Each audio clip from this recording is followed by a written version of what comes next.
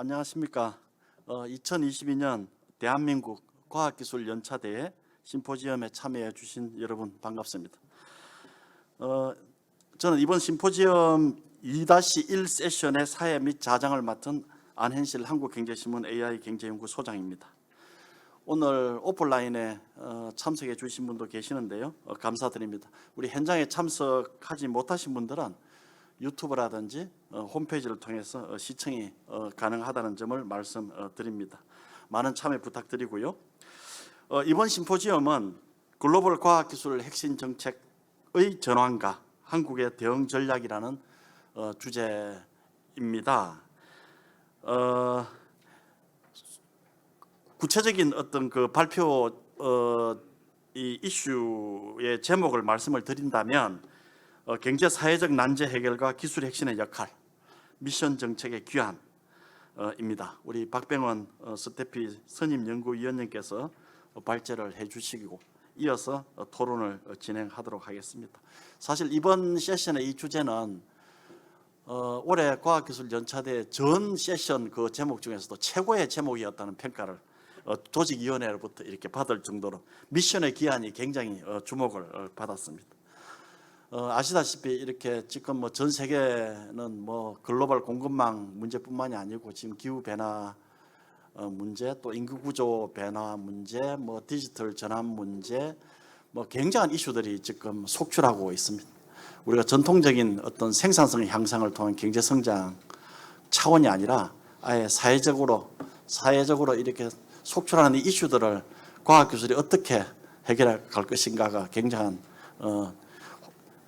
어떻게 보면 그 국가적 과제, 세계적 과제가 되고 있다고 해도 과언이 아닐 것입니다. 이런 맥락에서 등장한 것이 이제 미션 정책이고요. 사실 전통적으로 보면은 뭐 이 달 도전 프로젝트도 시작해서 뭐 미션 프로젝트가 아닌 적이 없었고요. 특히 한국은 캐치어 팔러시라는 어떤 그 기조하에서 경제 성장을 해왔기 때문에 그 자체가 어떻게 보면은 미션 오리엔티드 된 팔러시다. 뭐 이런 평가를 또 받고 있기도 합니다. 어쨌든 새로운 어떤 세계적인 환경 또 한국이라는 나라가 국가적으로 또 처한 환경에서 봤을 때 지금 속출하고 있는 이 난제들을 어떻게 새로운 미션으로 정의하고 이를 어떻게 수행해 나갈 것인가, 여러 가지 팔러시 믹스 문제라든지 거버넌스 문제, 이 문제를 전체적으로 다뤄볼 수 있는 그런 세션이 될 것이라고 기대를 하고 있습니다.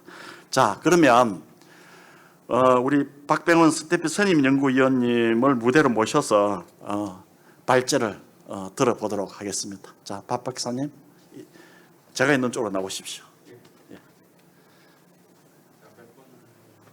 뭐 아마 한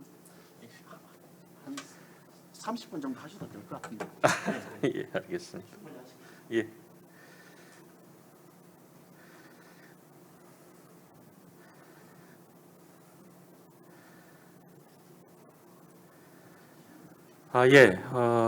과학기술정책연구원의 박병원입니다. 오늘 말씀드릴 내용은 과학기술 혁신에 관련된 새로운 역할에 대한 것들이고요. 기존에 저희들이 생산성이나 어떤 경쟁력 중심의 과학기술의 역할이 최근에 새롭게 떠오르는 여러 가지 이슈들, 예를 들면 키워드로 말씀드리면 지속 가능성, 보통 그게 에너지나 환경 쪽에 부문 정책으로 있었던 부분들이 실은 과학기술 혁신의 주요 목표로 하나 들어온 게 있고요. 또 하나는 세큐리티라는 이슈들이 기존에 안보나 국방 쪽에 한정되어 있던 것들이 다시 과학기술에 대한 중심 목적으로 들어온 두 번째가 있고요. 세 번째는 저희 팬데믹 때문에 굉장히 2년 반 동안 현재 어려움을 겪고 있는데 소위 말하는 리질리언스, 회복력이라는 단어들이 이제 과학기술을 둘러싸고 새롭게 등장하고 있는 단어들입니다.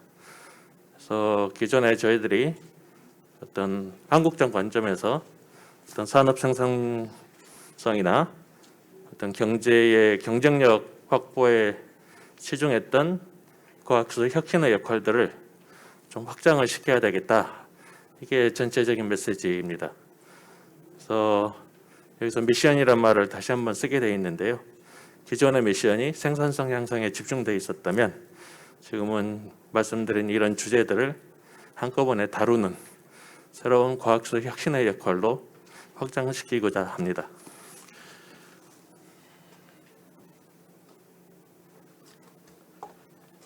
발표는 한 20분 정도 생각하고 있습니다. 굉장히 빠르게 일단 발제를 드리고 토론에서 조금 더 상세한 내용을 토론을 하는 게 좋겠습니다. 발표 내용은 약간의 미션 관련된 히스토리, 역사적인 어떤 발전 경로에 대해서 간단히 설명을 드리고 최근에 이것이 들어오게 된 여러 가지 맥락들, 특히 한국적 맥락에서의 임무지향적 과학기술 혁신 정책이 무엇일까? 이거에 관련된 고민은 토론 시간에 다루도록 하겠습니다. MOP, 그러니까 과학 미션 지향형 프로그램 또는 사업으로 얘기하셔도 되고 거기에 맞물려 오는 게 미션 지향형 프로그램을 위한 이노베이션 팔러시, 그러니까 IP로 썼습니다. 그래서 두 개가 같은 건 아닌데 전체적인 같은 맥락에서 돌아가기 때문에 적었습니다. 초기에 임무지향형이란 이게 정책이 아니었습니다. 일종의 사업이었습니다. 대표적으로는 과학 프로그램이었죠. 대형 과학 프로그램.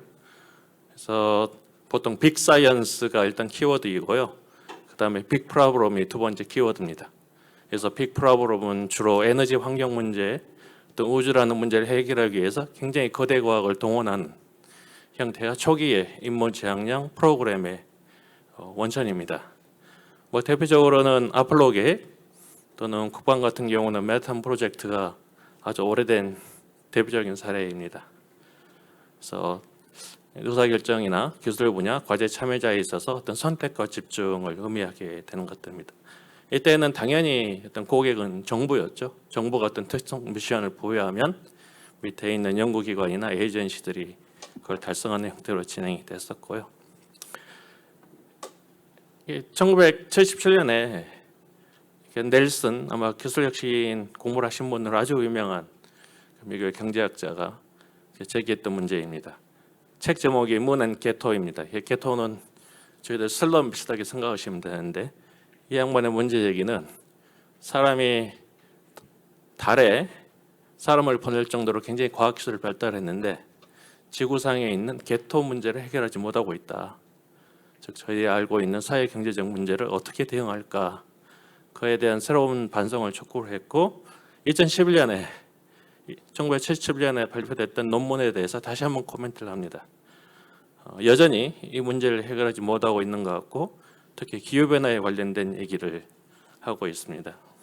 즉 문제는 현재들이 저희 알고 있는 과학기술적 성과와 사회 문제, 사회 문제는 굉장히 다양한 형태가 있겠지만 아까 말씀드린 어떤 경쟁력 향상도 있지만 사회적 양극화, 환경 오염, 교통 문제, 하다못해 보건 의료까지 모든 걸 포함하는 이들 사이에 간극이 있다는 걸 다시 한번 지적을 하고 있습니다. 이게 이제 시간이 지남에 따라 실은 MOP, MOIP가 이제 발전을 하게 되는데 90년대 이후에 특히 2000년도 초에 일종의 사회적 난제, 소사이탈 챌린지를 그냥 번역을 하면 사회적 난제가 되는데요. 이에 관련된 과학기술 혁신 정책의 역할들에 대한 관심이 커지기 시작합니다. 최근에 알다시피 UN SDG, 그전에는 UN 밀레니엄 골이라고 있어서 따로 있었습니다. 8개가 다시 17개로 확장된 케이스인데요. 룩 소테라고 마스트리트 대학의 총장 같은 경우는 과학기술 혁신 정책의 새로운 미션이 바로 이런 사회적 난제를 해결하는 거 아니냐라고 93년에 주장을 했고요. 프리만 저희 기술혁신 정책의 실은 가드파더 같은 1세대 분이시고요. 어떤 그린 테크노 이코노믹 패러다임 체인지, 즉 녹색 문제에 관련된 것들 역시 과학기술 혁신 정책에서 주로 다뤄야 된다라고 주장을 한 바 있습니다. 이게 이제 학계에서 계속 논의가 되고 일부 국가에서 논의가 되다가 본격적으로 동력을 받은 건 EU, 유로피안 커미션에서 이렇게 EU가 보면 그 회원국들이 7년마다 대형 연구개발 프로그램을 진행을 시킵니다. 소위 말하는 프레임워크 프로그램이라는 건데요. 9차가 2021년부터 27년까지 이제 7년간 진행이 되는데 이걸 기획하는 과정에 있어서 유럽 전체의 과학기술 혁신 정책의 새로운 방향성을 논의를 하는 과정이 2017년에 보고서가 나옵니다. 어떤 글로벌 난제 대응을 위해서 개별적인 프로그램보다는 임무, 미션에 집중하는 걸 공고를 하게 되고 그에 따라 2개의 조사 사업이 진행이 됩니다. 여러분께서 많이 알고 계시는 마츠카토, 마리아나 마츠카토, 이태리 출신의 경제학자이고요. 지금은 UCL 유니버스 컬리지 런던에 있는 경제학자인데 대표적으로 유명한 건 저희들 기업가적 국가, 앙트로프레너 스테이트를 쓴 경제학자이죠. 그때 보면 이제 국가의 역할들, 애플에서 만든 여러 가지 기술들이 자기가 만든 건 없고 주로 국가 연구별 사업을 통해서 만들어졌다는 걸 주장하면서 정부가 적극적 역할을 통해서 실은 창업가적 정신을 가질 수 있다. 이런 식의 주장을 했던 이 양반이 개념을 정리하는 게 하나 있고요. 또 하나는 유로피안 커미션 내에 있는 조인트 인스티튜트 포 이노베이션 팔러시라는 기관을 통해서 광범위한 사례 조사를 합니다. 울프강 볼트라고 오스트리아에 있는 정치학자가 하면서 나왔던 건데 밑에 그림을 보시면 2차 대전 이후 현재까지 이와 관련된 미션들이 어떻게 변화해 왔는가 약 4세대 정도로 나눴는데요. 제 아래 보시면 맨하탄 프로젝트나 달 탐사가 있었고 그 다음에는 저희들이 알고 있는 고속철도 이와 같은 시빌 테크놀로지에 관련된 연구들이 진행이 되고요. 그래서 최근에는 이것들 외에 더해서 새로운 미션들, 모빌리티라든지 에너지 이와 관련된 것들이 쭉 진화해 옵니다. 그래서 현재 시점에서 보면 이 4개의 프로그램들이 한꺼번에 돌아가는 걸 이해를 하실 수가 있으십니다. 그냥 사례들을 보시면 모든 MOIP 사례가 성공적이었던 건 아니고요. 아까 고속철도 같은 경우는 굉장히 성공적이었는데 실은 파급 효과가 다른 쪽에서 훨씬 더 많이 컸던 케이스고 아까 밑에 보시는 콩고도 같은 경우는 실패한 사례입니다. 제 아래쪽에 보시는 노르웨이의 이게 전기차 이니셔티브인데요. 굉장히 오래전에 시작을 했습니다. 거의 한 30년 된 프로젝트인데 실제 노르웨이는 이 사업을 시작했지만 시장을 다른 데다 내준 케이스입니다. 제가 노르웨이 사람을 지난주에 만났는데 기아차가 그렇게 잘 팔리고 있다고 얘기를 하더라고요. 두 번째 사례는 이제 네덜란드 같은 경우에 이제 그 델타 플랜이라 그래서 이제 땅이 해수면보다 낮으니까 이걸 관리하는 측면에 것들이 있었고 어떤 브레인 사이언스도 실은 미션을 부여한 기초과학 쪽이죠. 또 독일의 에너기 밴드 같은 에너지 전환 정책 같은 경우는 굉장히 많은 사업과 정책이 짬뽕된 케이스고 최근엔 UN SDG 사례가 있겠습니다. 그래서 마츠카토가 그 보고서에 쓴 게 도대체 미션 오리엔티드 프로그램이 뭐냐 굉장히 도전적이고 탐색적이고 패러다임 전환을 위한 것들이다. 당연히 다학적인 접근이 필요해야 되고 근데 방방 떠다니는 구름 위에 떠다니는 얘기가 아니고 굉장히 구체적인 문제를 구체적인 달성 시간을 가지고 접근을 해야 되겠다. 그래서 비전과 미션을 나누고 미션 밑에 마일스톤을 정하게 됩니다. 잘 정의가 되어 있어야 되는 거죠. 그래서 모니터링이 가능해야 되는 것들인데요. 아까 두 번째 울프강 볼트가 썼던 미션을 쭉 매핑을 거의 200개 넘는 사례를 조사를 해보니까 크게 4가지 정도의 미션을 지금까지 여러 국가에서 해왔더라. 그래서 첫 번째는 이제 사이언스에 관련된 돌파형 미션입니다. 휴먼 브레인 프로젝트라든지 퀀텀 또는 이볼라 바이러스 같은 기본적인 난리지를 만들어낸 생산하기 위한 과학 미션이 있고요. 그다음에 기술 미션이 있습니다. 아폴로 프로젝트라든지 콩고드, 배터리, 반도체 이게 이제 저희 나라가 굉장히 잘했던 분야이고요. 그다음에 이제 전환적 미션이라 그래서 어떤 기술 외에 저희들이 알고 있는 환경이나 모빌리티, 또 물 이와 관련된 저희들의 행동 습관까지 바꾸는 걸 전환적 미션이라고 그러고 마지막에는 이것들이 다 짬뽕된 케이스입니다. 정책과 사업이 짬뽕된 케이스에서 지금 어느 나라를 보더라도 이 4개의 미션이 한꺼번에 돌아가는 걸 당연히 아실 수 있을 거고요.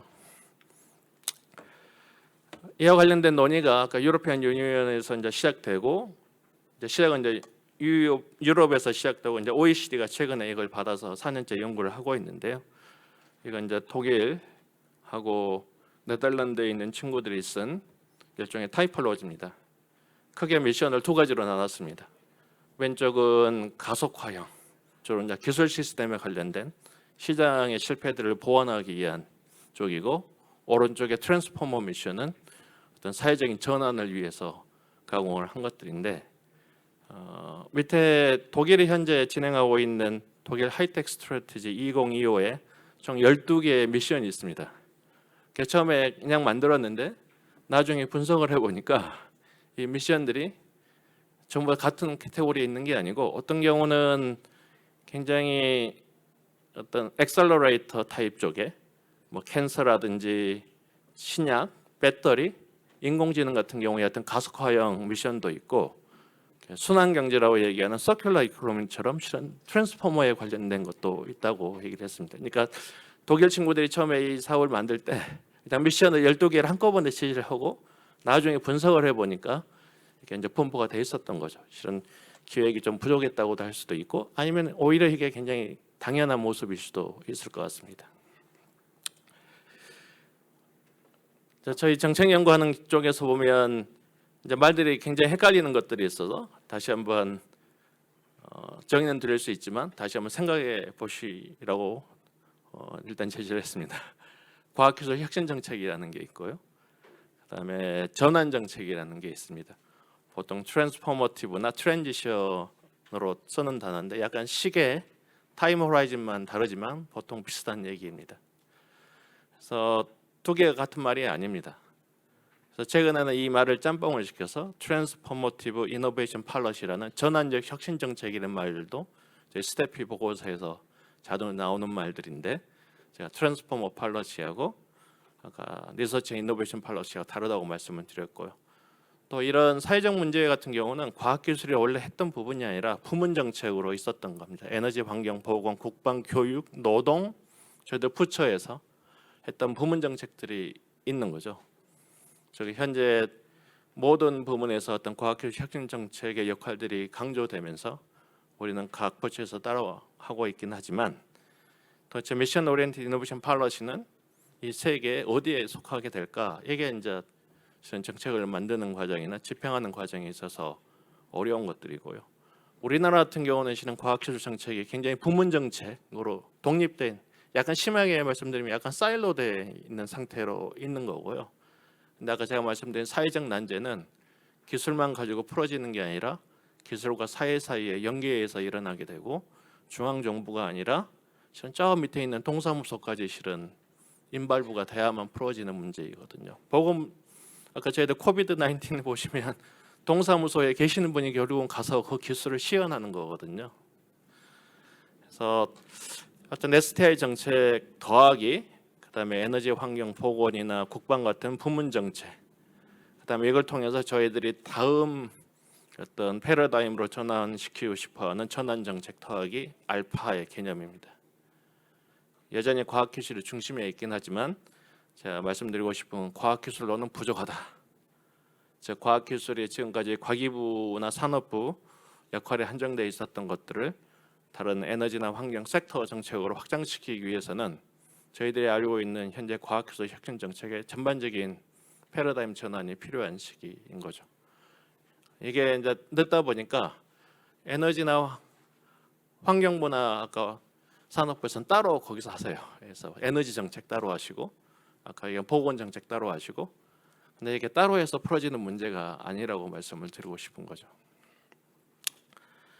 그래서 임무지향형 과학기술 프로그램, 그러니까 다시 임무지향형 프로그램 중에 그럼 그 안에서 다시 과학기술 혁신 프로그램을 다시 속집합으로 나눈 겁니다. 과학기술과 혁신이 주도하고, 공공이 주도할 수도 있고 민간이 주도할 수도 있는데, 보통 프라이빗 퍼블릭 파트너십 요소가 굉장히 강합니다. 당연히 시장이 있어야 되고요. 이제 임무지향의 의미는 규정 경로를 탈피해야 되는 것들이고, 다학제, 다사업, 사회적 맥락들이 중요합니다. 그냥 크게 세 가지 키워드를 말씀을 드리면, 보통 임무지향형 혁신 정책의 크게 특징은 세 가지입니다. 하나는 방향성입니다. 미션이라는 이름이 주는 방향성에 대한 합의이고요. 두 번째는 정부의 굉장히 적극적인 실은 능력 있는 정부가 필요합니다. 자, 이것들을 전체 코디네이션하고 돈을 어떤 배분하거나 이런 것들을 전부 다 정부가 유능해야 되는 것들입니다. 지금보다 훨씬 더 유능해야 되고요. 현재 사일로 시스템을 깨야 되는 게 있고요. 세 번째는 시민사회 참여입니다. 아까 말씀드린 보건, 에너지, 노동 이런 것들이 전부 다 시민들의 삶하고 직접적인 연관이 있어서 그들의 소리를 어떻게 반영할 수 있을까가 굉장히 중요한 요소입니다. 근데 한국은 이렇게 말씀드리면 우리나라 연구자들 한국은 이제까지 전부 다 미션 지향형 연구개발 프로그램을 했다고 얘기를 하세요. 당연한 말씀이십니다. 저희가 추격형 어떤 경제 시스템이나 추격형 과학기술 발전 시스템을 보면 저희들이 달성해야 되는 미션은 이미 있었던 거죠. 대부분 선진국으로부터 주어진 아니면 선진국의 발달 모습으로 주어진 미션 타겟이 있었던 거고 저희는 굉장히 그걸 빠르게 이건 교수님 말씀에 따르면 리프로깅 했던 어떤 경로를 개척하거나 경로를 스킵하거나 하는 방식으로 해와 있어서 여기 보시는 기술이나 대형 사업들이 이렇게 진행이 되어 있습니다. 주로 엑셀러레이터 타입에 관련된 건데 다시 문제를 돌려드리면 글로벌이나 아니면 사회 발전 과정에서 제기되는 난제를 어떻게 해결할까? 이 새로운 미션, 어떻게 보면 미션의 귀환인 거죠. 옛날부터 있었는데 그래서 제가 굳이 안 박사님하고 논의를 할 때 미션의 귀환이라는 말을 썼습니다. 물론 제다이의 귀환은 아니지만 기존에 저희들이 있었던 미션이 다시 혁신 정책의 중심으로 오고 이 미션은 과거와는 다른 훨씬 더 확장된 훨씬 더 어려운 어떤 문제를 대응할 수 있을까? 한국이 당면한 여러 가지 문제는 그냥 쭉 나열했습니다. 패러다임 전환이라든지 기술 주권, 팬데믹, 고령화, 양극화 이런 것들이 지금 저희들이 풀어야 되는 사회적 난제이고요. 약간 심하게 말씀드리면 한국은 일종의 복합 다층 위기의 사회이고 여기서 실은 과학기술 혁신이 답은 아니지만 굉장히 중요한 요소이다. 그래서 안 박사님이 모더레이터를 통해서 이제 이런 질문을 조금 해봤으면 합니다. 우리가 풀어야 될 새로운 미션은 무엇일까? 근데 중요한 건 이게 아무도 모르기 때문에 도대체 미션을 누가 정하고 어떻게 정할까? 이게 굉장히 중요한 겁니다. 누군가는 생산성을 미션으로 줄 수도 있지만 누군가는 지속 가능성을 미션으로 줄 수도 있는 거고 물론 상반된 건 아닙니다만은 우선순위가 다를 수 있고 또 어떤 부분은 세큐리티가 중요하다라고 얘기하실 부분이 있어서 미션을 누가 정하고 어떻게 정할까는 굉장히 중요한 사회적 방향성에 관련된 고민입니다. 쉽지 않습니다. 그 안에서 과학기술 혁신이 어떤 역할을 할 수 있을까? 과거의 경험으로부터 뭘 배울 수 있을까?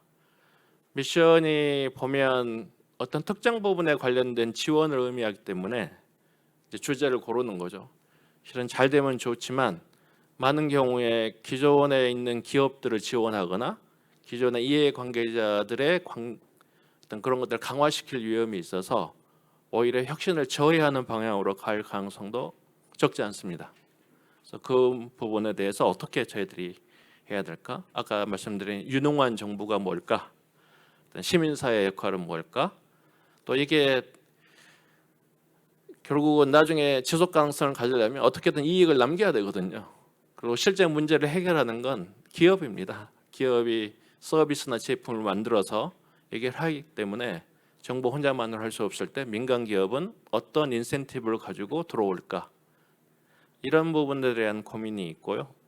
조금 더 가면 제가 그냥 부문 정책으로 썼던 에너지, 환경, 보건, 노동, 국방, 교육 지금 저희 부처 이름을 다 알 수도 있습니다만은 이들과 과학기술 혁신 정책과의 접점은 어떻게 추진돼야 될까?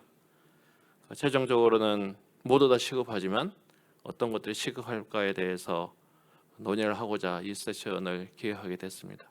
발표를 이만 마치겠습니다. 감사합니다. 예, 우리 박병원 스태피 선임연구위원님의 발제 잘 들었습니다. 제가 발제를 듣다 보니까 그 해겔의 변정법이 생각이 났는데요. 그냥 미리 생각이 났더라면 우리 세션의 그 발제 제목을 우리 박 박사님 그 발표하신 발제 제목을 미션의 기한이 아니라 미션의 진화적 귀환 또는 미션의 발전적 귀환 또는 미션의 뭐 진화적 발전적 회귀 뭐 이렇게 했더라면 훨씬 더 좋았겠다는 생각이 지금 막 들었습니다. 어쨌든 또 지금의 컨텍스트에서 우리가 이 미션 오리엔티드 팔러시 또는 미션 오리엔티드 이노베이션 팔러시를 어떻게 바라봐야 할지 또 그게 한국에 이 주제가 던지는 미션은 정말 무엇인지 이 부분은 토론 세션을 통해서 풀어나가도록 하겠습니다. 오늘 토론하실 분 우리 발제자분 다 앞으로 나와 주시기 바랍니다. 예, 앞쪽으로. 예.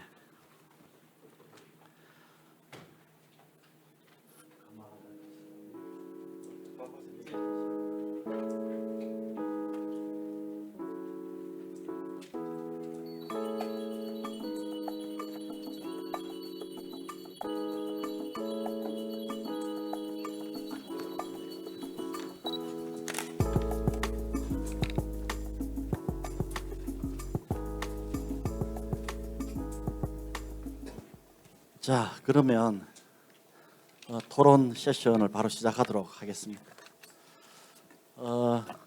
여러분 자료에 리스트 된 대로 제가 소개를 해드릴게요. 아마 가나다 순 같은데요. 우리 김종남 한국에너지기술연구원 원장님 나오셨습니다. 예, 안녕하십니까. 예.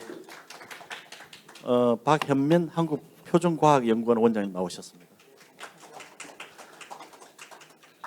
정부 출연 연구 기관의 기관장을 두 분을 동시에 이렇게 모시는 것도 굉장히 드문 일입니다. 두 분 바쁘시는 와중에 나와 주신 데 대해서 진심으로 감사드립니다. 그리고 우리 올 발제자 박병원 박사님하고 똑같은 기관에 근무하고 계시는데요. 우리 스태피의 서지영 선임연구위원님. 예. 아, 의자가 문제가 있나요? 컨트롤이 안 되나요?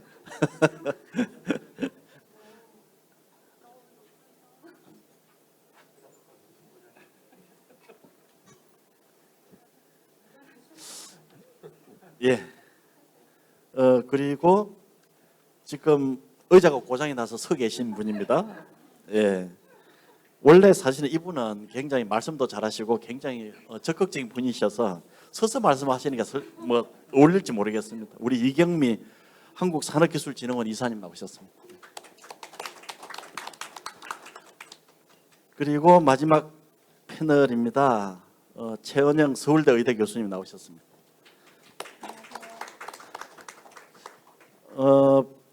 박 박사님께서 우리 이렇게 미션 관련해서 이제 좋은 발제를 해주셨는데 아마 여러분 딱 보시면 눈치를 아마 채셨을 건데 한 분은 에너지 그리고 한 분은 스탠다드 관련된 분야를 다루시는 분이시고요. 그다음에 또 한 분은 과학기술 정책 일반에 대해서 또 다루시는 분이시고 그리고 우리 아까 제가 조금 전에 이렇게 소개해드린 이경미 이사님께서는 지역 혁신 전문가십니다.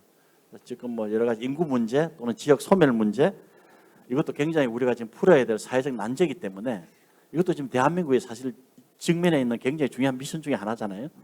아마 이 부분 말씀해 주실 것 같고요. 그리고 최은영 서울대 의대 교수님께서는 지금 이 부분도 여러분 눈치채셨겠지만 여러 가지 기초 연구라든지 어떤 그 리서치와 관련한 어떤 그런 미션 부분에 대해서 아마 말씀을 해주시지 않을까 이런 생각을 합니다.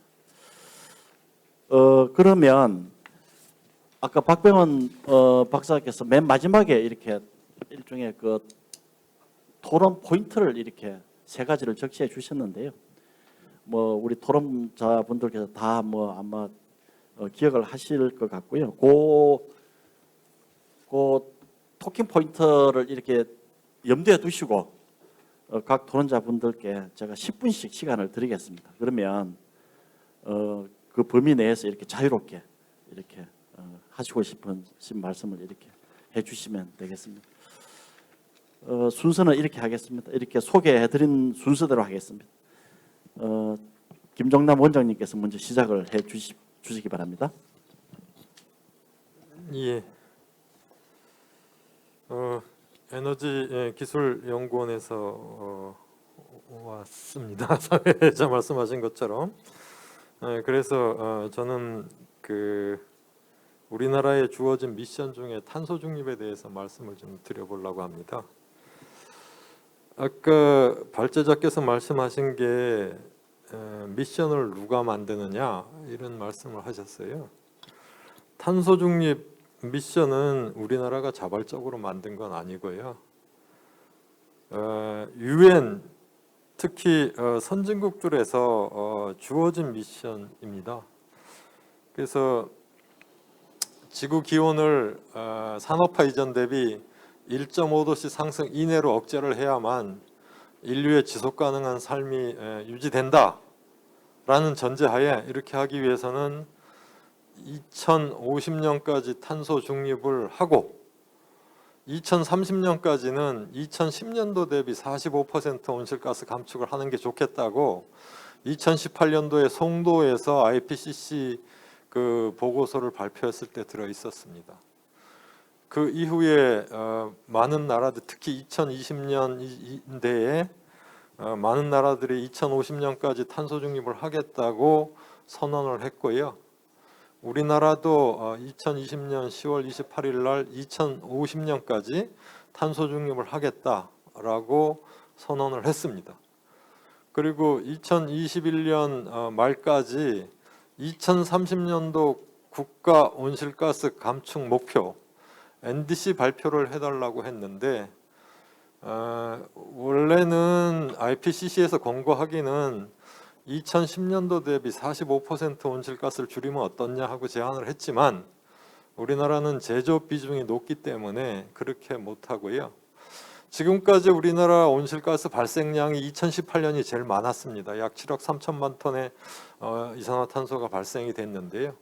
제일 많이 발생시킨 2018년 기준 40%를 줄이겠다라고 보고라 그래야 되나 하여튼 국제기구에 가서 우리가 약속을 한 거죠.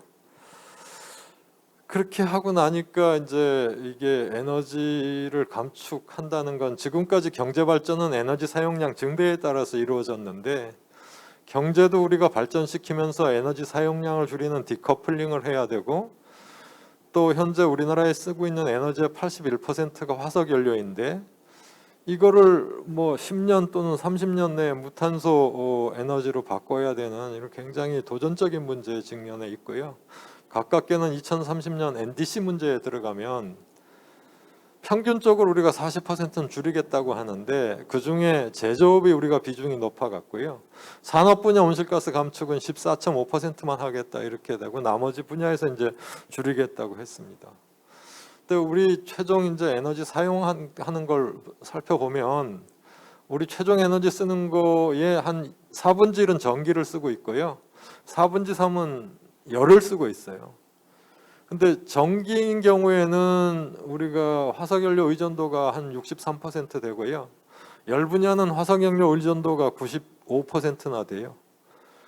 그래서 이 많이 쓰는 화석연료를 갖다가 무탄소 쪽으로 바꿔야 되는데 전기 같은 경우는 뭐 요새 얘기하는 원자력이나 재생발전 또는 화석연료를 쓸 적에 CO2 포집 설비를 붙이면 가능한데 이 95% 화석연료를 쓰면서 우리 최종 에너지의 75%나 차지하는 열 부분은 대안이 없어요. 그래서 이쪽 열 부분을 갖다가 무탄소 전기를 많이 만들어 갖고 그걸 정규화를 시켜야 되기 때문에 앞으로 전기의 우리 필요량이 지금보다 훨씬 2배 이상 더 많은 전기가 필요합니다. 여기에서 이제 문제가 생겨요. CO2가 안 나오는 전기를 어떻게 만들 거냐. 원자력으로 할 거냐, 태양광으로 할 거냐, 풍력 발전으로 할 거냐. 근데 이 세 에너지가 다 주민 수용성이 안 좋습니다. 그래서 지금 2020년 기준으로 원자력 발전 비중이 29%인데요. 24개의 원자로를 우리가 가동하고 있죠. 근데 전기 필요량이 2배 이상 높아진 2050년에도 2020년처럼 29% 비중을 원자력 발전으로 유지하려고 하면 지금 있는 24개보다 이상의 원자력 발전소가 새로 지어져야 돼요. 우리 국민들이 수용만 할 수 있다면 지을 수 있습니다. 또 태양광 쪽으로 가면 이게 태양광은 땅의 면적을 많이 차지하게 되는데 우리나라가 63%가 산지고 나머지 부분 중에 뭐 도시 빼고 농토 빼고 하면 땅의 면적이 많지 않아요. 그래서 지금보다 효율이 훨씬 높아진, 기술은 발전할 거니까 지금 태양광 발전 효율이 한 20% 되는데요. 이거를 한 4, 5%까지 높이고, 그건 가능하니까 높인 태양광을 우리나라 면적에 설치한다고 하더라도 2050년에 필요한 전기의 40%를 태양광으로 한다 했을 때 우리나라 땅 면적의 한 1.7%, 또 지붕의 한 70%의 그런 고효율 태양광을 설치를 해야 됩니다. 근데 여기서는 이제 땅도 필요한 데다가 이 간헐성 있는 전기를 저장해야 되는, 저장하는 때 또 비용이 많이 들어가야 돼요. 그래서 무탄소 전기 다 좋은데 국민적인 공감대가 먼저 일어나서 태양광이든 풍력이든 또 원자력이든 정치적으로 풀어야만 되지 않을까, 탄소 중립을 하려면. 그렇게 보고 있고요. 또 이제 저 지역 균형 발전도 말씀하시겠지만 지방 소멸이 많이 일어나기 있기 때문에 거기에 이제 앞으로 빈 땅들이 많이 생길 건데, 혹시 태양광이나 풍력을 지방에 많이 설치하고 거기에서 무탄소 전기를 하고 그 지역 주민들한테 그 연금 투자를 시켜 갖고서는 재생 전기 그 이득을 같이 나누게 하고, 또 국제적으로 지금 재생전기 100%를 써서 생산된 제품만 받아들이겠다는 회사들이 많이 늘어나요. 아리백이라고 하는 건데 세계적으로 한 370개 이상 글로벌 기업들이 거기 가입해 있는데, 애플을 비롯해서 뭐 볼보 이런 데는 2030년 이후부터는 이미 재생전기로만 써서 만든 부품을 공급해다오, 이렇게 얘기하고 있어요. 그래서 국내에도 19개 기업이 지금 가입하고 있고요. 삼성전자 같은 경우도 그런 기업들의 반도체를 많이 공급을 하고 있는데 지금 고민하고 있어요. 그 재생전기가 확보가 안 되면 수출이 어렵거든요.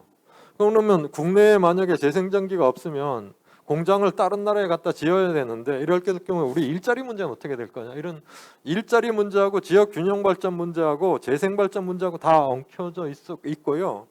또 이 정치적인 문제도 엉켜 있어요. 그래서 이거 어떻게 할 거냐, 또 하나 하는 그게 하나 있고요.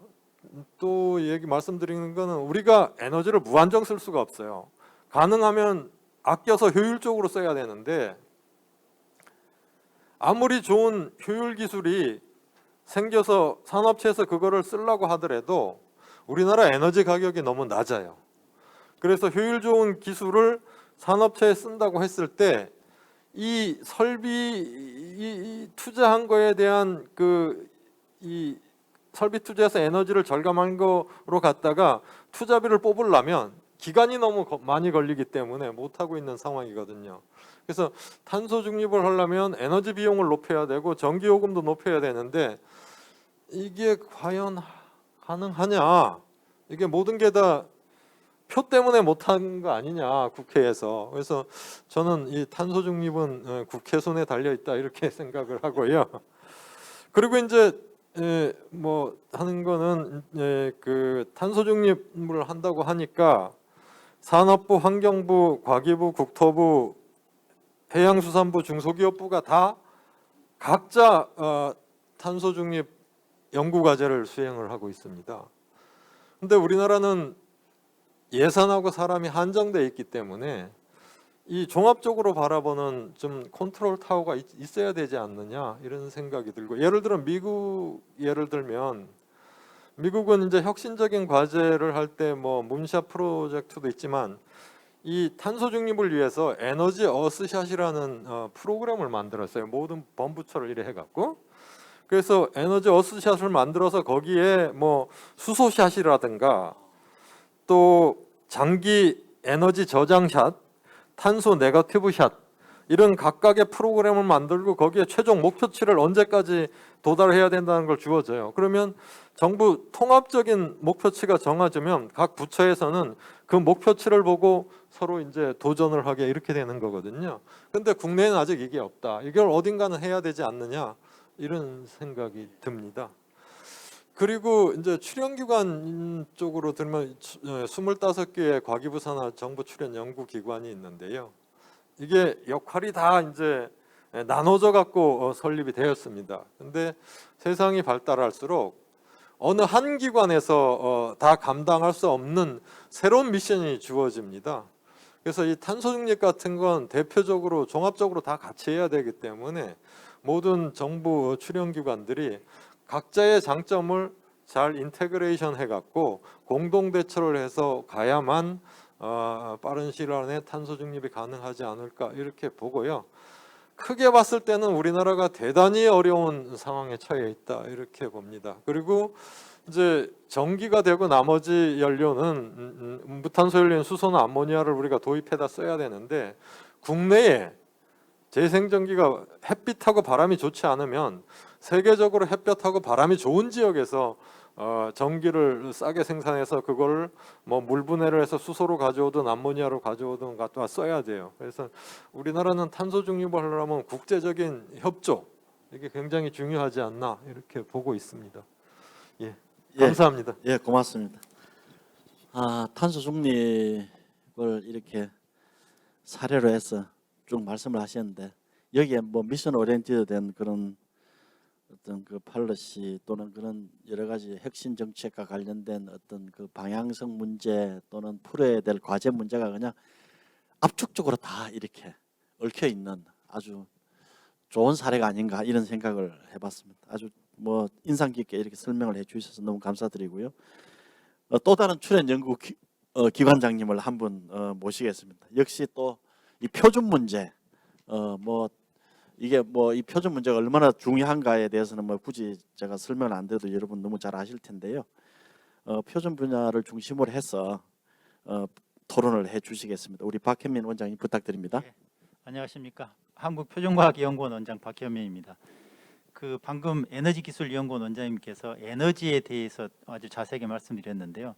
저희 연구소 경우는 표준이라는 키워드를 갖고 있는 연구소입니다. 근데 과연 표준이라고 했을 때 막연하게 일반 이제 시민들에게 이렇게 여쭤보면 뭐 하는 연구소라고 이렇게 질문을 많이 받거든요. 그러면 실제적으로 많은 분들이 그렇게 알고 계시는데 뭐 킬로그램의 표준, 미터의 표준, 뭐 시간의 표준. 그러니까 우리 옛날 그 세종시대에 있었던 그러니까 도량형이죠. 도량형에 대한 관련된 연구를 하는구나라고 아마 생각을 하실 텐데 그게 정확하게 파악을 하고 계신 거긴 한데 이게 이제 시간이 많이 흘러서 이제 현대 과학이 있는 이런 입장에서는 굉장히 다양한 측정에 관련된 연구를 하고 있습니다. 그 측정이라는 걸 하는데 그냥 하는 게 아니라 굉장히 잘합니다. 그러니까 측정의 극한까지에 가서 이제 하는 측정을 하기 때문에 이제 저희들이 하고 있는 일들은 굉장히 측정을 잘하는 연구소라고 생각하시고 다음에 제 발제 내용을 들어주셨으면 감사하겠습니다.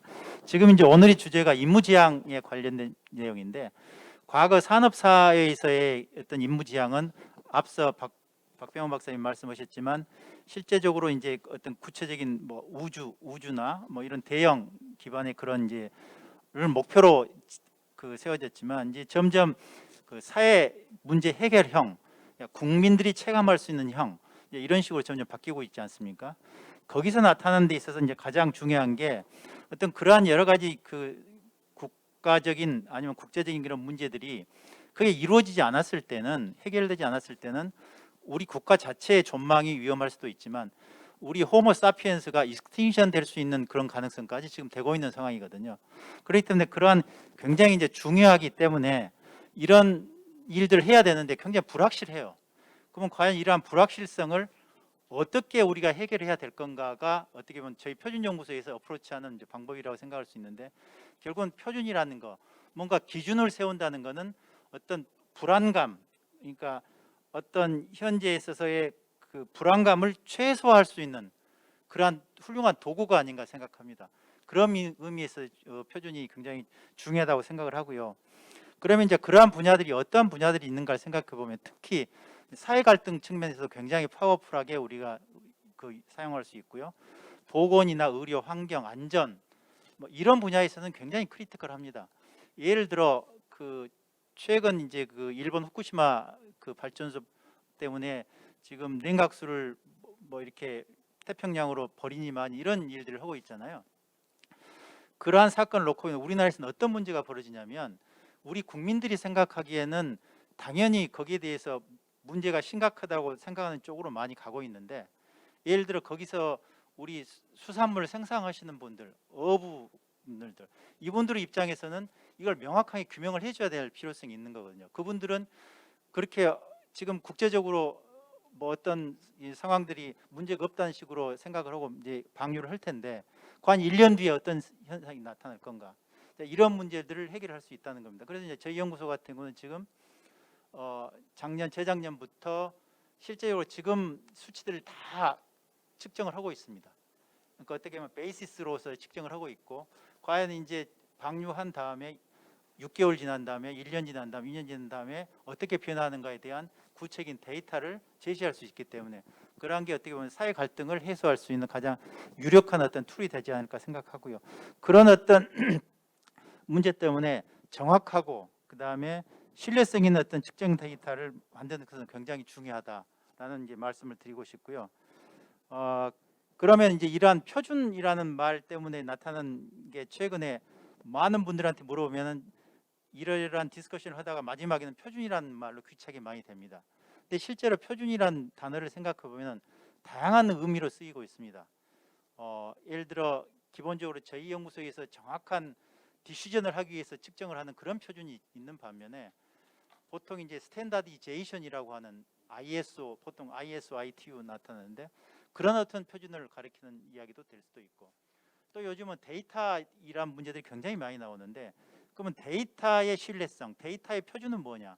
그래서 이제 그 신뢰성 있는 데이터가 또 이제 참조 표준이라는 게 또 있습니다. 그래서 굉장히 다의적인 의미로 지금 사용을 했기 때문에 그런 의미들을 조금 이제 정리할 필요가 있는데 실제 그 사회 임무 해결을 해결할 수 있어서 굉장히 필요한 것들은 아까 말했던 정확한 측정이 기본으로 돼야 되는 거, 정확한 측정을 해야 된다는 걸로 생각을 하고, 근데 이제 현재 우리나라 사회에서 이러한 문제들을 해결하는 데 있어서 하나의 문제가 다양한 부처에서 달라들어서 문제를 해결하려고 하고 있습니다. 그래서 기존의 산업 사회에서의 표준을 나타낼 때 혹은 표준화를 이야기할 때는 기본적으로 ISO를 많이 이야기를 했고 산업 사회에서의 필요한 여러 가지 표준을 이야기를 했는데 그게 요즘 이제 그러한 표준들이 굉장히 확장이 되고 있습니다. 의료, 특히 의료 같은 경우 굉장히 확장이 되고 있는데 실제적으로 그러한 의료 부분에 있어서 표준이 들어가기 위해서는 예를 들면 과학기술 부처 위주의 어떤 연구기관들이나 연구소에서 식약처에 있는 예를 들어 KFD에서의 지금 하고 있는 일들은 여러 가지 위협에서 들어온 기술들에 대해서 도큐멘트에 대한 평가만 합니다. 근데 과연 그 도큐멘트 믿을 수 있을까요? 이게 속이면 얼마든지 속일 수 있는 그런 상황이거든요. 최근에 뭐 멘보사인가요? 예, 뭐 이런 것들 이제 그러한 일들이 일어나는데 실제로 이제 미국 같은 경우는 실제로 그러한 일들을 FDA에서도 그런 기능만 하지만 그걸 보완하는 어떤 그런 시스템들이 다양하게 있거든요. 근데 우리나라는 전혀 없고 그러한 일들을 해 됨에도 불구하고 거기는 이제 어떻게 보면은 방기하고 있는 거고 이쪽이 설려 그러면 못하게 막고 있고 뭐 이러한 시스템이 되고 있습니다. 그래서 이러한 문제뿐만 아니라 다양한 분야에서 이런 서로 각 부처 간에 같이 해야 될 일들이 굉장히 많은데 그러한 문제들을 어떤 식으로 조정하고 할 수 있는 어떤 그런 어떤 기능을 갖는 어떤 형태의 조직이 필요하지 않을까 하는 생각을 해봅니다. 그리고 이제 마지막으로는 이제 우리 출연연구소인데요. 우리 출연연구소가 지금까지 해왔던 일들은 어떤 특정 기술에 대한 기술 개발 위주로 많이 해왔습니다. 특히 이제 산업사에 있어서는 더욱더 그랬고요. 그리고 좀 더 미션이 이제 좀 더 추가된 게 뭐냐면 그러한 기술을 가지고 중소기업에 기술 이전을 해라. 그리고 중소기업을 지원을 하라. 이런 방향까지 정도 지금 되고 있는데 현재 아까 에너지연구소 원장님도 말씀드렸지만 실제로 하나의 문제를 풀기 위해서는 다양한 연구소들이 들러붙어서 지금 해야 되는 거고, 특히 최근 나오고 있는 많은 전략 기술들에 관련해서는 상당히 출연연이 할 수밖에 없는 구조로 지금 되어가고 있습니다. 왜 그러냐면은 실제로 그러한 일들이 국가적으로 필요한 일들이고 책임성을 요구하는 그런 특징을 갖고 있습니다. 그렇기 때문에 그런 걸 민간에 또 맡길 수도 없는 거고 관에서도 할 수도 없는 거고, 어떻게 보면은 출연연이 그걸 할 수 있는 가장 좋은 어떤 포지션에 있는 걸로 생각이 되는데, 근데 과연 지금까지 출연연이 해왔던 이러한 여러 가지 그 액티비티로 이러한 일들을 할 수 있는가라는 생각이 좀 들고요.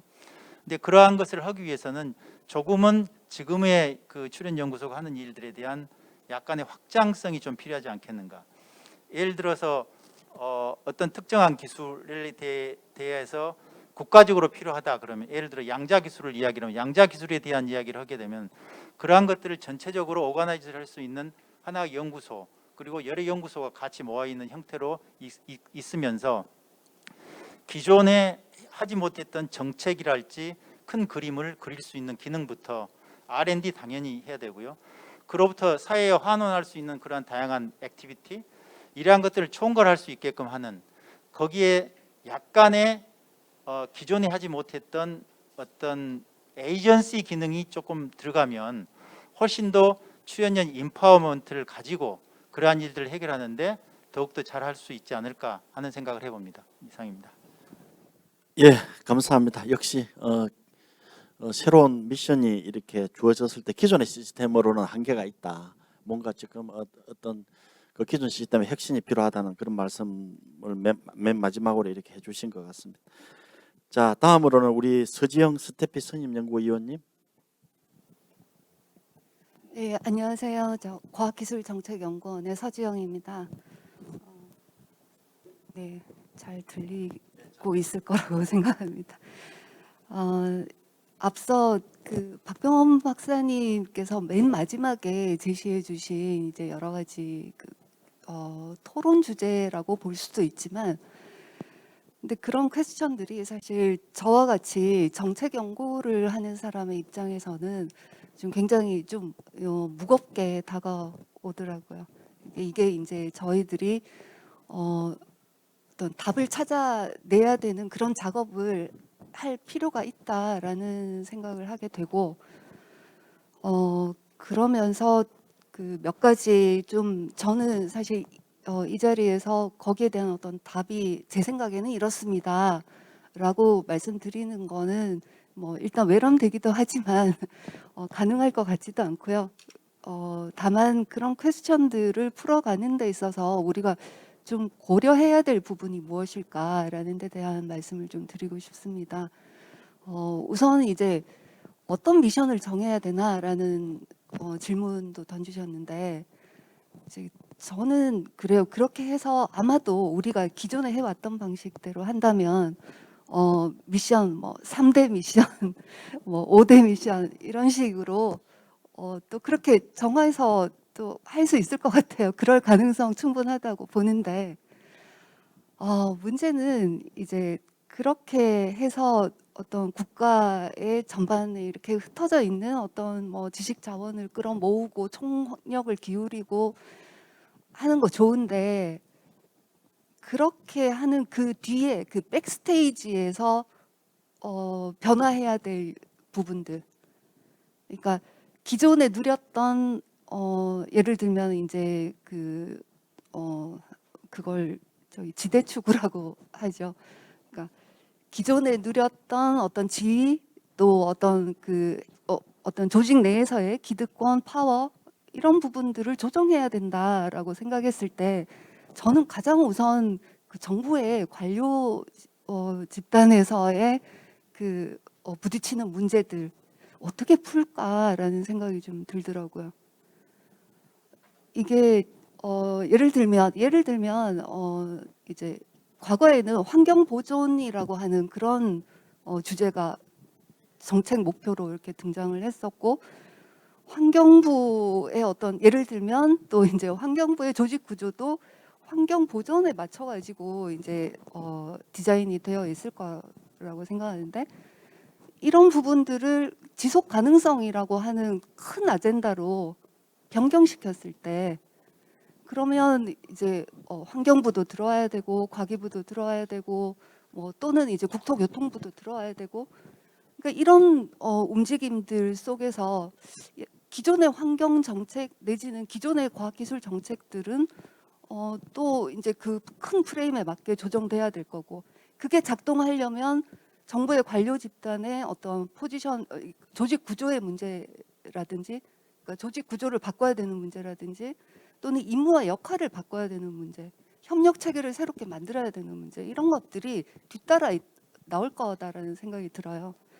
근데 이제 이 부분에서 그 세밀한 조정들을 못 해냈을 때 결국은 이제 기존의 정책 관행이라는 것이 작동하면서 지속 가능성을 내걸었는데 결국에는 뭐 기존에 해오던 뭐 그런 이제 R&D 사업 좀 더 늘어나는 이 정도로 그쳐버리는 건 아닐까 조금 미리 좀 걱정을 해봅니다. 네. 그런데 그리고 또 하나는 이제 또 수요 이제 미션 오리엔티드 팔러시에서 중요한 게 수요다라는 말씀을 하셨는데 그러면 이제 사회적 수요를 혁신에 반영하는 그 방법이 어떤 것일까? 우리가 어떤 방법론들을 적용을 해야 잘 찾아내고 잘 반영했다라고 할까라는 걸 생각해 보면 지금 일단은 이제 그런 화두가 우리 정책 영역에서 없었던 것은 아니고 해오던 방식은 뭐였을까라는 질문을 먼저 해보게 됩니다. 지금까지 해오던 것은 첫 번째는 이제 굉장히 단기간에 설문 쫙 뿌려가지고 이제 산학연 막 포함시켜서 설문 뿌려가지고 어떤 문제에 가장 위기 의식을 느끼시나요? 어떤 문제를 가장 빨리 풀렸으면 좋겠나요? 이런 질문들을 던져요. 그렇게 해서 이제 답을 내갖고 그 중에 이제 선택을 하는 거죠. 저는 사실 그 예를 들면 사회 문제 해결을 위한 그 R&D 기본 계획에 나와 있는 현재는 41개가 됐는데 애초에는 40개였죠. 그 40개의 그 리스트가 사실 그렇게 해서 도출된 거라고 생각을 하고요. 그런데 의문은 뭐냐면 사실 그 방법론이 진행된 과정들을 보면 대답을 하는 사람이나 질문을 하는 사람이나 사실 그 답의 그 예를 들어 3.5%와 3.6%의 의미를 찾기가 어렵다라는 거예요. 그러니까 대부분 다 비슷한 레이쇼 그 비중으로 대답을 하게 되는데 거기에서 3.5라고 해서 탈락이 되고 3.7이라고 해서 선정이 돼야 되는 이유를 모르겠다. 자, 그러면 우리는 이런 방식으로 계속 그러면 사회 수요를 발굴하는 그런 관행을 계속 해야 될까 하는 생각이 들고요. 어떻게 보면 사회 수요라는 거는 어딘가에 이렇게 숨어져 있는 거를 우리가 찾아내는 그런 작업은 아니지 않나라는 생각도 듭니다. 만들어내야 되는 게 아닐까. 특히나 이렇게 그 뭔가 거대 사회 문제 뭐 이렇게 되면 그러니까 내 개인의 어떤 베네핏 또는 피해라는 거를 바로 당장 눈앞에서 이렇게 그 오늘 내일 하면서 확인할 수 없는 이런 문제들인데 굉장히 이제 타임 호라이즌을 길게 잡아서 그 전개 양상을 좀 예측을 또 해내야 되고 하는 부분인데 그런 문제들에 대해서 내가 어떤 태도를 취해야 되나라는 거를 사실 그렇게 쉽게 당장 이제 답해내기는 어려울 것 같아요. 그러면 그런 상황에서 이렇게 서베이를 하면서 이렇게 물어가지고 채택하고 이런 것보다는 조금 더 장기간에 걸쳐서 그런 이제 어세스먼트도 하고 그 결과를 가지고 여러 이제 뭐 로드쇼도 좋고 뭐 토크쇼도 좋고 뭐 어떤 그 공론을 일으키는 과정을 통해서 이 사회적 수요라는 것이 우리는 이런 것들을 지향해야 되겠구나라는 그 어떤 가치 지향점을 발굴을 해내고 그것을 어떤 정책 과제화하는 이런 좀 긴 작업을 좀 했으면 좋겠다라는 생각이 들고요. 두 번째는 지금 현재 하고 있는 그 사회적 수요를 반영하는 방식에서 사실 가장 유명하고 가장 이제 우리 정부의 관료들에게 좀 사랑받는 방법론이 리빙랩인 것 같습니다. 그런데 저는 지금 진행되고 있는 이런 스케일의 리빙랩을 가지고 어떤 사회 문제, 우리가 그 미션 오리엔티드 팔러시에서 얘기되는 그런 사회적 도전이라는 부분을 감당할 수 있을까라는 생각이 듭니다. 지금 우리에게 필요한 건, 미션을 내걸었을 때 우리에게 필요한 건 그런 랩 단위, 작은 랩 단위, 개별적인 그런 랩 단위가 아니라 실제 생활 환경 속에서 이루어지는 대규모 실증이 필요한 거죠. 그렇게 하면서 그것을 시장을 형성하고 산업을 만들어내는 그런 근거로 삼아야 된다라는 생각이 들거든요. 그게 어떻게 보면 좀 전에 그 말씀해 주셨던 어떤 혁신의 불확실성을 거기에, 그러니까 기업도 들어오고 민간도 들어오고 막 들어와야 된다라고 얘기만 하면서 그 주체들이 들어왔을 때 새로운 문제를 푸는 그 방법론을 적용하고 찾아내고 적용하는 가운데 가져야 되는 그 혁신의 불확실성, 리스크를 저감시켜 줄 수 있는 방법에 대해서는 우리 좀 너무 지금까지 그 간과하고 있었다라는 생각이 들어요. 앞으로 그 미션을 내걸었을 때는 그에 걸맞는 그 리스크를 측정하고 저감시켜 줄 수 있는 그런 정책 툴들의 개발이 너무나 필요하다라고 생각이 됩니다. 예, 일단 여기까지 말씀드리고 또 같이 예. 토론해 보도록 하겠습니다. 예, 고맙습니다. 이 뭐 아마 대한민국 그 공무원들 전 세계적으로 아마 컨테스트를 하면 정책을 만들어내는 능력은 단연 전 1위가 되지 않을까 생각을 하고요. 아마 이 미션 관련해서도 뭘 만들어내라고 하면 아마 가장 단기간 내에 가장 두꺼운 리포트를 만들지 않을까. 그런데 문제 해결 능력, 그건 아까 문제 해결 절차부터 시작해서 이렇게 어떤 그 문제 해결 능력으로 들어가면 글쎄요, 뭐 엄청난 빅 퀘스천이 이렇게 붙을 수밖에 없는 그런 현실을 잘 꼬집어 주신 것 같습니다. 다음은 우리 이경미 한국산업기술진흥원 이사님 부탁드립니다. 네, 안녕하세요. 현재 한국산업기술진흥원 이사로도 이제 작업하고 있고, 여태까지 지역 현장에서 20년간 지금 말씀들 해주신 그런 정책 실행을 하는 기관장으로서 있었습니다. 그래서 어떻게 보면 오늘 이 자리가 저한테는 하나의 더 의미가 있는 게, 저는 본시 과학기술인이에요. 그런데 지역 현장에 가서 20년 동안 사업을 진행하고 평가를 하고 연계를 하고 이렇게 NIS 차원과 RIS 차원을 넘나들면서 이렇게 보니, 오늘 아주 제목도 미션 정책의 귀환인데 과연 지역은 어땠을까? 공간적인 그런 개념과 생각들이 있었나 그간. 근데 오늘 이렇게 지역 부분을 얘기를 할 수 있는 자리를 저에게 주셔서 사실은 살짝 놀랬고 또 감동까지 좀 갔습니다. 왜냐하면 앞서 서지영 박사님이 말씀하신 그런 국가적인 차원에서의 문제점이 지역에선 오죽하겠어요. 왜냐? 국가에서는 이마트 트레이더스라고 생각하면, 이 이마트 트레이더스라고 얘기해서 죄송한데 특정 업체를 얘기해서 거기에는 하나 섹션별로 매니지를 잘하는 사람만 갖다 놓으면 돼요. 근데 혜태 종합 슈퍼마켓 우리 동네에 거기는 그 사람이 사장이 입출입 다 알아야 되고 물건의 포지션 다 알아야 되고 비고 나는 것도 다 알아야 됩니다. 그러면 지역이 여태까지 임무지향형 일을 안 했냐?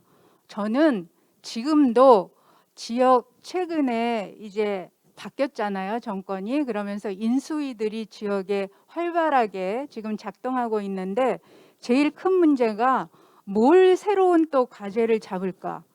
무슨 임무를 또 우리를 스스로 옥죄일까? 이런 생각을 하는데 전 20년간 임무 중심형 일을 안 한 적이 없습니다. 그것도 누구의? 정부의. 왜냐? 지역은요, 아까 말씀드린 대로 혜태 종합 슈퍼마켓이에요. 환경부 거, 농림부 거, 산업부 거, 중기부 거, 과기부 거, 교육부 거, 국토부 거 다 던져놓으면 지역이라는 공간이 얼마나 작기도 하고 크기도 하지만 거기서 다 런칭되고 이루어져야 합니다.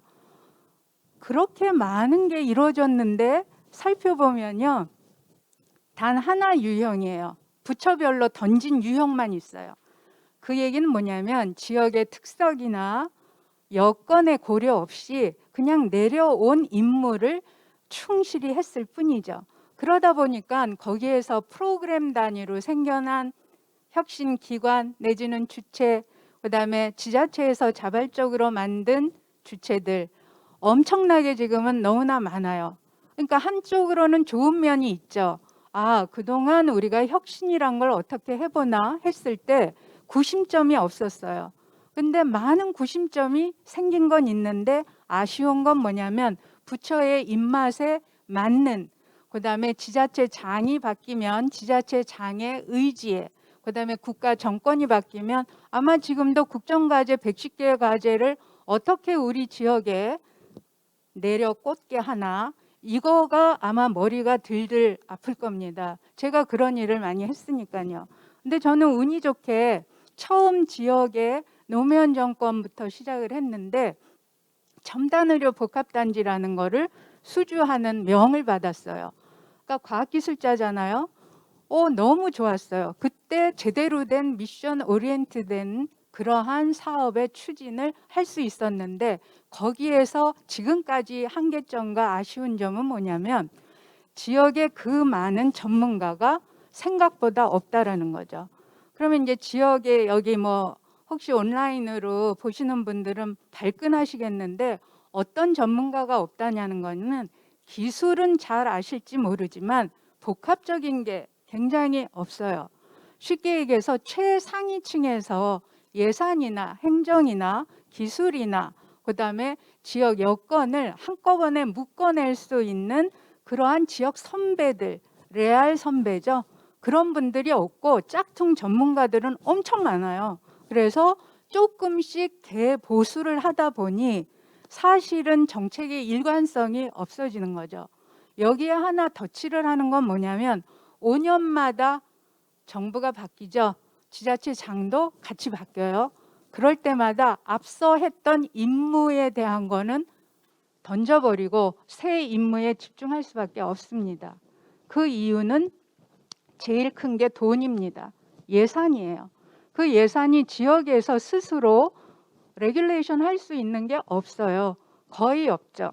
그러다 보면 부처를 바라볼 수밖에 없어서 아까 제가 얘기한 임무지향형 프로그램이 다 국가에서 내려온 거를 열심히 임무를 했다라고 말씀드린 거하고 같고 거기에 연이어서 부처별로 칸막이식으로 사업을 진행하다 보니 서로 연계 조정이 안 돼요. 그래서 앞서 원장님들 말씀하신 그런 부분들 STI 쪽이야 부문별로 정책들이 종합적으로 실현되는 공간이 지역이어야 되는데도 불구하고 지역에서 그것이 안 된다는 거죠. 왜? 각자 에이전시로 평가하고 경영하고 운영하고 순서를 정해놓기 때문에 지역을 사실은 살리기 위하고 지역을 목표로 해야 되는데도 불구하고 그 부분이 유실되고 있다는 거죠. 현재도 그러고 있어요.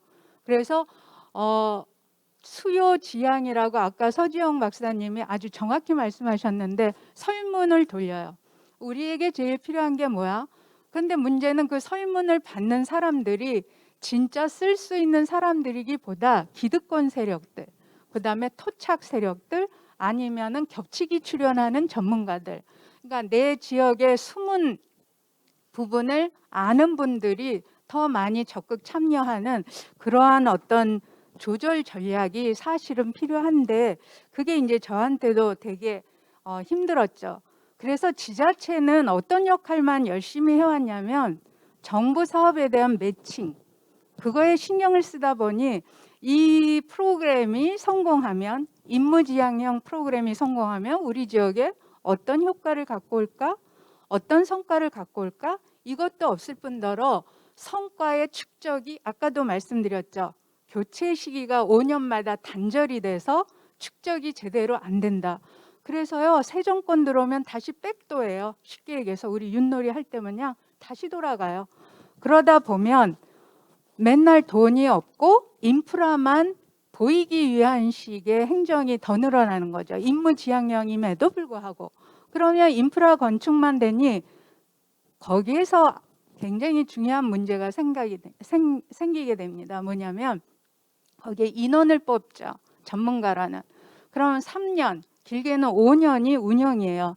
끝나면 어떻게 합니까?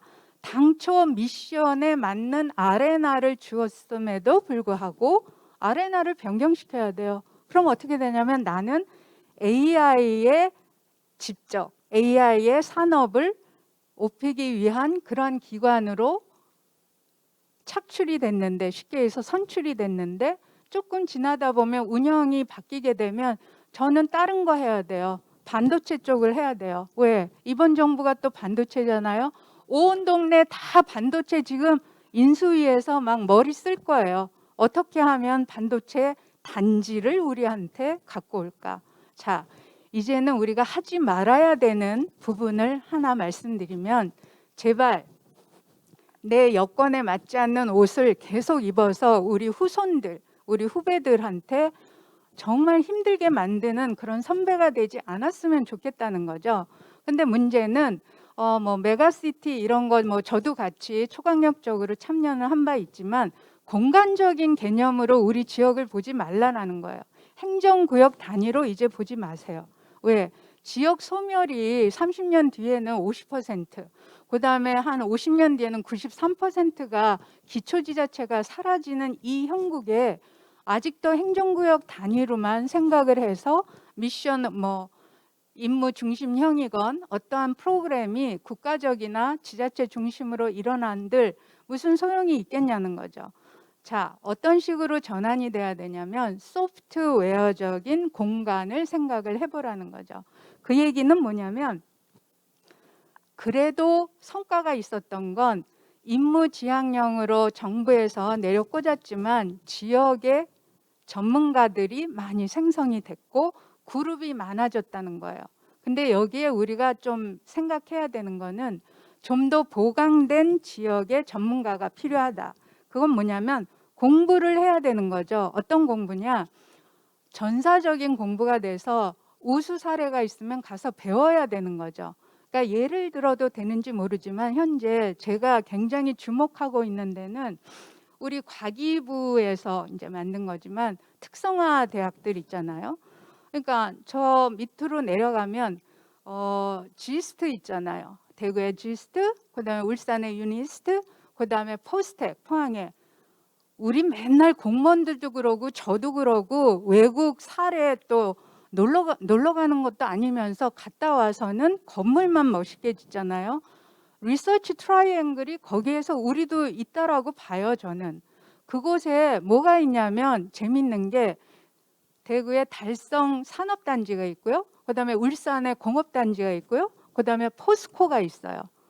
그래서 여기에는 최근에 민간 자본이 또 이입이 돼서 임무지향적인 거를 지역 스스로 사회에서 아까 얘기한 대로 수요조사하지 않고 전문가의 식견으로, 저는 무슨 연탄장 돌리듯이 그렇게 돌릴 필요 없고요.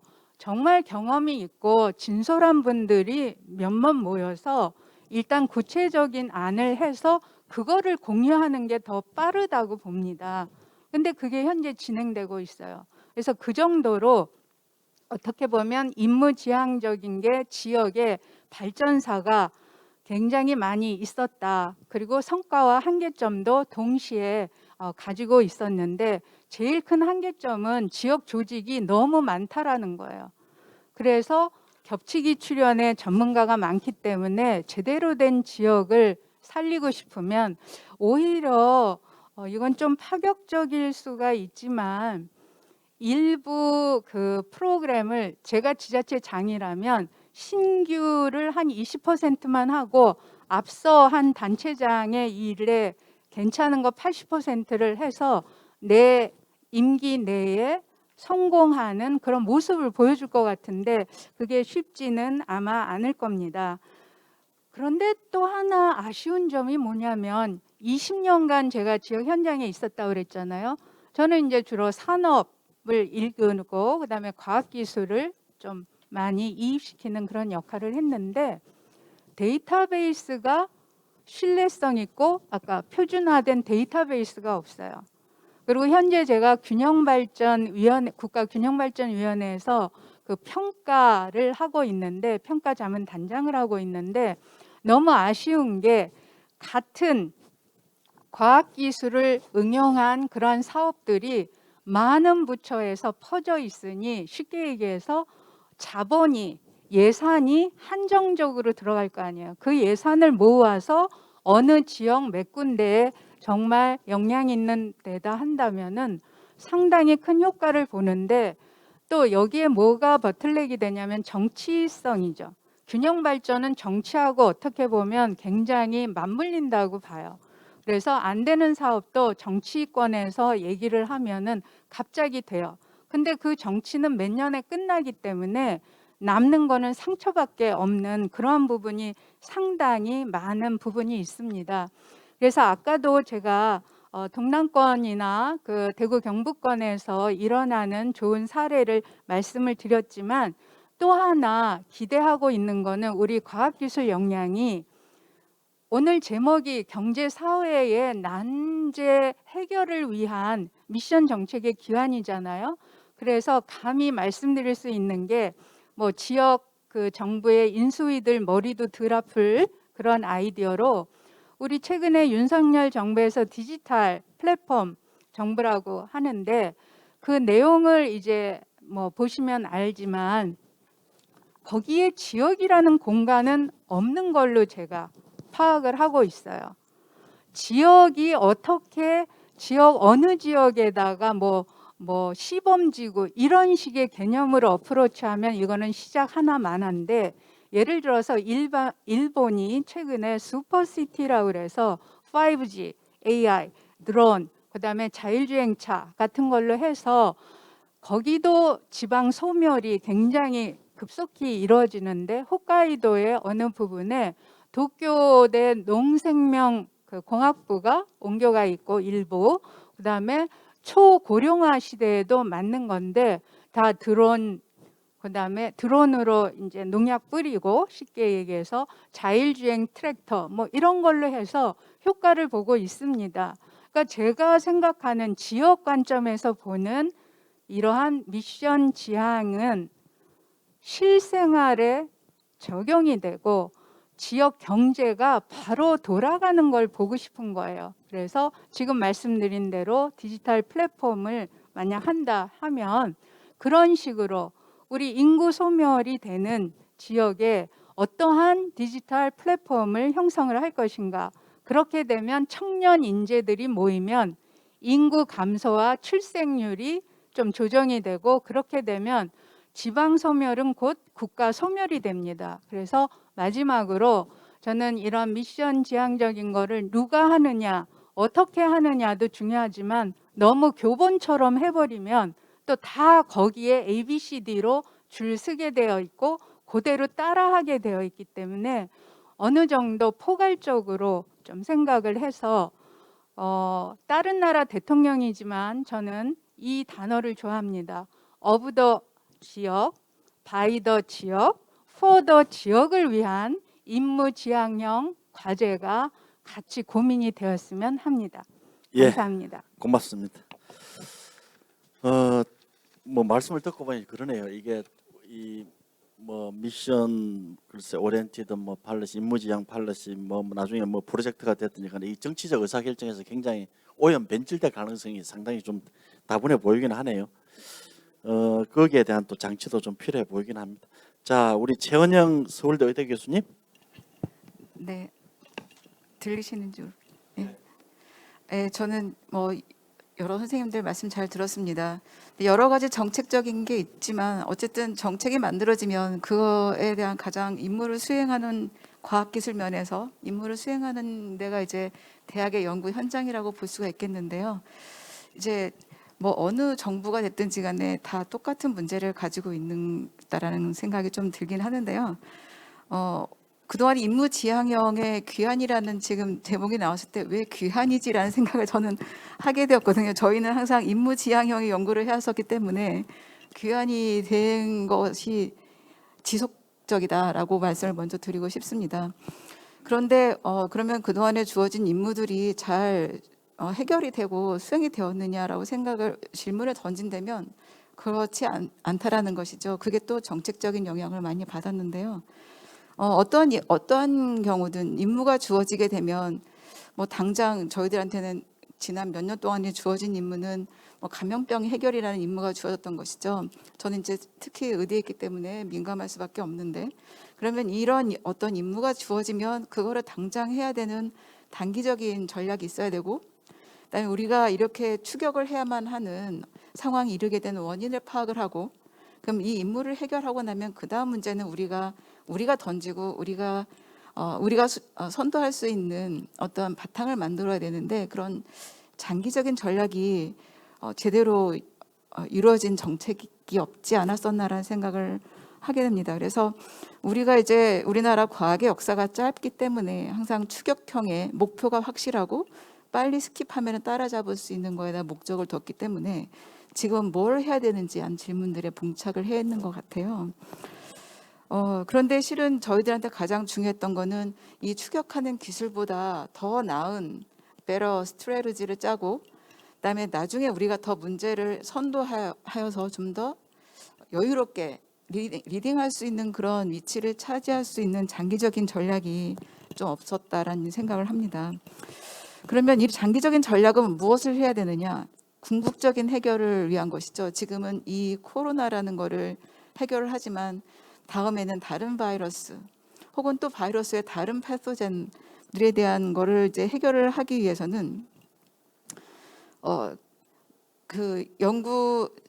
결국 연구 현장은 연구비이기 때문에 연구비를 이제 수주함에 있어서 너무 빡빡한 RFP가 짜여져서 들어오고 아주 좁은 스콥의 임무만 주어진다는 것이죠. 그래서 지금 당장 RNA 백신을 만들어라, 뭐 그런 임무만 들어오게 되는 것이죠. 그래서 현장에서 보면은 이보다는 더 좋은 걸 만들 수 있는데 그런 아이디어를 가지고 있는 사람이 들어갈 여지가 하나도 없다는 것입니다. 그래서 어떠한 일이 생기면 그 부족했던 필드를 키우고, 그러면 왜 부족했는지에 대한 원인을 접근을 해서 인력의 문제, 그다음에 연구비의 문제, 혹은 시설 장비에 대한 문제까지 접근을 해서 굉장히 탄탄한 정책이 만들어져야 되는데 이런 게 부족했다라는 생각을 하고 있습니다.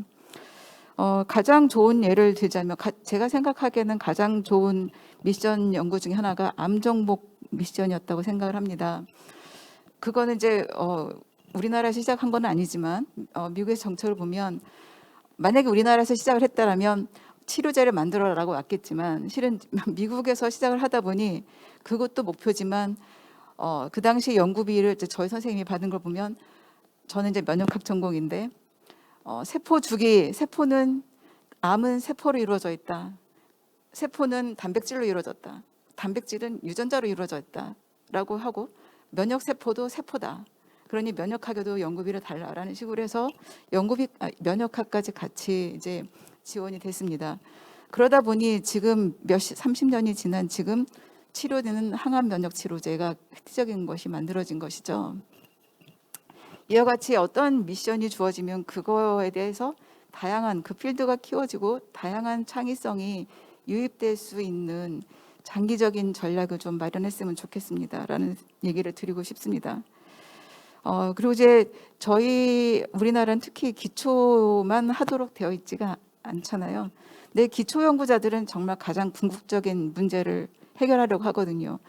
저 같은 경우에는 인간의 노화는 왜 일어나느냐, 그다음에 어떻게 해서 건강한 삶을 유지할 수가 있겠느냐라는 그 궁극적인 문제는 해결되지가 않았거든요. 그래서 새로운 미션은 무엇이냐라고 생각을 하면 항상 궁극적인 미션이 해결되지 않았다라는 거를 좀 생각해 주시면 감사하겠습니다.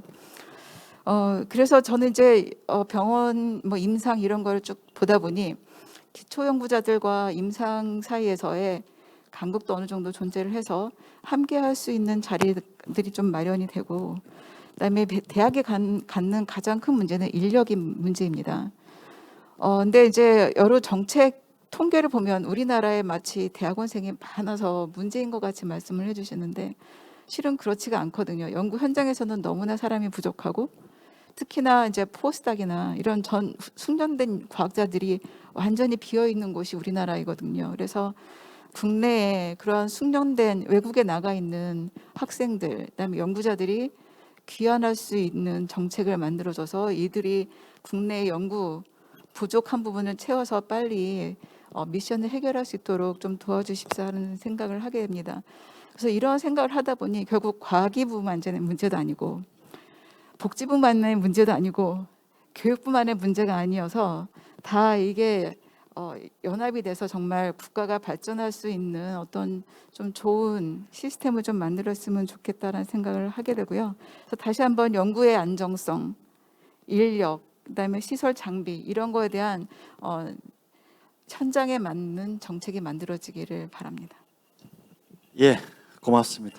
지금까지 우리 5분의 패널로부터 그 미션 오리엔티드된 팔러시와 미션의 귀환과 관련해서 지금 한국에서 지금 어떻게 보면 가장 절실히 필요한 미션이 무엇인가, 또 그것을 수행하기 위해서는 어떤 그릇이 시스템이 필요한가, 그리고 또 어떻게 보면 거기에 따르는 거버넌스, 조직 혁신, 뭐 시스템 혁신, 뭐 여러 가지 어떤 다양한 차원에서 말씀을 해주셨습니다. 이 5분의 패널 토론에 대해서 우리 오늘 발제자이신 우리 박병원 박사께서 아까 맨 마지막에 사실은 이 오늘 이루어진 그 패널 분들의 말씀에 출발이 된 디스커션 포인트에 대해서 이제 제기를 해주셨기 때문에 그 제기해 주신 그 입장에서 5분의 패널 말씀을 듣고 무엇을 느끼셨고 또 덧붙이고 싶은 말씀은 무엇인지 라운드업을 부탁드리겠습니다. 예, 말씀 잘 들었습니다. 그냥 몇 가지 기대했던 말씀들이 전부 다 나와서 다시 한번 요약을 하는 걸로 일단 하겠습니다. 크라젠버그라는 사람이 기술의 6가지 법칙을 얘기하면서 첫 번째가 뭐냐면 기술은 선하지도 악하지도 그렇다고 뉴트럴하지도 않다. 이게 이제 첫 번째 명제입니다. 오늘 5분의 얘기를 들으셨겠지만 기술 얘기는 없었거든요. 그러니까 기술보다는 사회적 합의, 그걸 둘러싸고 있는 제도적 환경에 관련된 것들이 난제에 있어서 얼마나 어려운지에 대한 얘기인 거죠.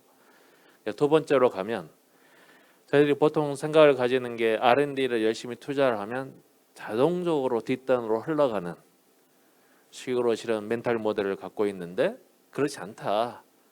어떤 기술을 만드는 거, 지식을 만드는 거랑 실제 현장에서 하는 것까지는 실은 태평양을 건너온 만큼 더 힘든 것들이고 그 사이에는 이제 사람들 사이에 관계가 있어서 매우 어렵다. 이런 겁니다. 그러니까 저희 쪽 단어로 말씀드리면 실은 연구 정책 외에도 혁신 정책까지 확장돼야 되는 그것도 관점을 구조적으로 봐야 되는 것들이죠. 그 안에 사람이 있고 제도가 있고 이러기 때문에 그런 얘기를 해주셨던 것 같고요. 이제 세 번째는 유능한 정부에 대한 얘기를 계속 여러 번 하셨어요. 실은 정부가 굉장히 유능합니다. 근데 제가 보기엔 너무 유능해서 이제는 이제 문제가 된 것 같아요. 그러니까 온갖 제도와 이런 것들을 만들어서 지금은 막 부처 공무원들 보시면 알겠지만 움직일 수 있는 여지가 없습니다. 뭘 하나를 하려면 옆에 부처에 가서 상의를 해야 되고요. 협의를 하는 식으로 모든 칸을 다 채워놔서 결국은 위원회만 돌리다가 아무 해결책이 안 나옵니다. 누군가는 이 시스템을 다른 시스템으로 전환을 시켜야 되는데 아무도 그런 앞장을 안 서려고 하는 거죠. 그러니까 잘 만드는 것들이 결국은 저의 목을 재게 되는 형태가 현재 저희들이 보고 있는 게 아닌가. 그래서 참 레버리지가 없다는 생각이 들고, 그러면 저희들이 어떤 부분에 조금 소홀했냐.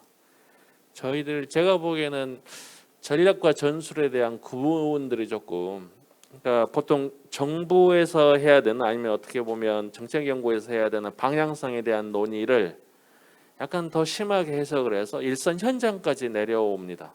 제도나 규정들이. 실은 현장의 창의성을 굉장히 손실을 시켜가면서 규정들을 만들어가죠. 그게 잘 워킹되는 것처럼. 근데 현장에 계시는 분들은 규정이 아니고 움직일 수 있는 룸이고요. 그 움직이는 방향에 대한 것들을 정보로 지시받기를 원하는데 지금은 모든 예산이나 제도가 저 밑에까지 한 레벨 10까지 규정되어 있어서 진짜 움직일 수 있는 여지가 없습니다.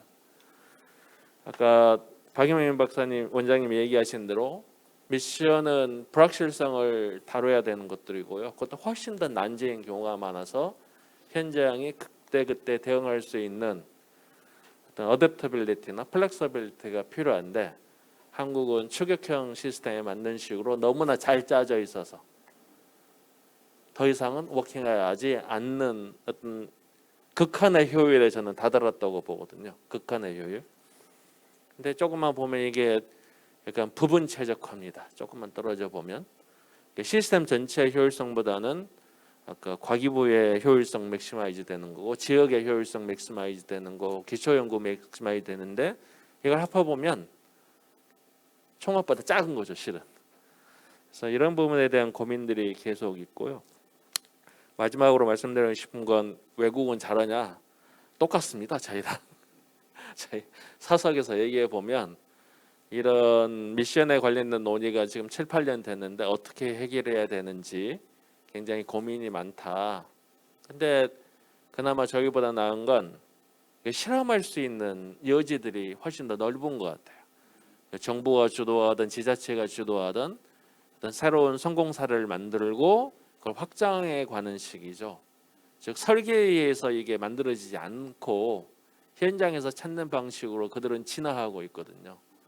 그 사례들을 공유하는데 저희는 여전히 답을 먼저 찾아야 되고 그 답을 찾도록 실은 플래닝을 짜는 이 굉장히 팍팍함 어떻게 보면 이것들이 오히려 목을 쥐고 있는 느낌들이 굉장히 많이 들었습니다. 그래서 조금 숨쉴 여지, 창의성을 발휘할 여지 이런 것들이 주어졌으면 어떨까 하는 생각을 했습니다. 감사합니다. 예, 고맙습니다. 뭐 시간이 좀 글쎄 우리가 한 40분까지 지금 한 6, 7분 남아 있는데요. 한 가지 제가 박병현 박사님께 한 가지 여쭤볼 게 있습니다. 이렇게 어차피 지금 이 글로벌 과학기술 핵심 정책이란 말이 붙어 있고 그 미션 관련된 이슈는 한국만이 아니라 거의 글로벌 지금 현상이라고 아까 발제에서 분명히 말씀을 해주셨는데 그런 국가 간의 여러 가지 어떤 그런 과학기술 핵심 정책을 비교하고 뭐 리뷰하고 하는 곳이 이제 OECD잖아요. 아마 제가 듣기로는 최근에 OECD 이런 쪽에서 또 한국의 과학기술 핵심 정책에 대해서 이렇게 나름대로 또 리뷰하고 여러 가지 했던 그런 뭐 세미나가 좀 열렸던 것으로 기억을 하는데요. 혹시 밖에서 그런 어떤 한국의 어떤 과학기술 또는 핵심 정책 이런 미션 오리엔티드 정책과 관련해서 어떻게 보고 있는지 뭐가 정말 아킬레스건이고 또 어떤 배리어를 넘어서야 되고 뭐 하는 그런 부분에 대해서 짤막하게라도 이렇게 핵심 부분만 조금 소개해 주실 수 있나요? 첫 번째는 외국에서 한국을 보면 굉장히 어메이징한 사회입니다. 실은 제도적으로나 어떤 예산도 굉장히 많고 사람들을 열심히 해서 굉장히 벤치마킹을 하고 싶어하는. 저희들이 안에 있어서 문제를 알아서 약간 궁시렁궁시렁 되긴 하지만 전반적으로 효율은 높아가고 있는 건 사실이고 성과를 만들어내고 있어서 그런 부분에 대한 어떤 평가는 당연히 긍정적입니다.